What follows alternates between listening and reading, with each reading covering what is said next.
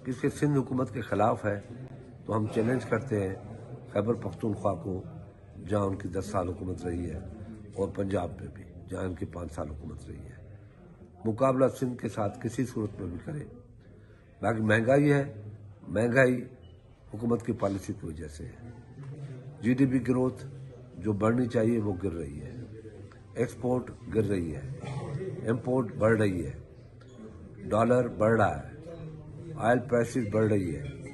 ये अगर कम करते हैं, मैं बारहा ये बात कह चुका हूँ कि ये हुकूमत 2018 के रेट ले आए, 2013 के हम नहीं कहते, हमारे साथ उनका मुकाबला नहीं है पीपल पार्टी के साथ, और 2018 के भी वापस ले आए तो हम अपना लॉन्ग मार्च पोस्टपोन कर देंगे।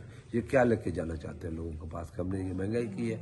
न तनख्वाहें इन लोगों ने बढ़ाई है, न वेजेस इन लोगों ने बढ़ाई है, न कोई रेट अपना खाद महंगी, पानी महंगा, बिजली महंगी, तेल महंगा, एग्रीकल्चर कैसे डेवलप करेंगे? तो ये लोग क्या दे रहे हैं लोगों को? ये शर्म को सिंधी में कहते हैं शर्म के परचाएं, तो शर्म को वो बैलेंस करें कि शर्म के मारे खुश करके दें।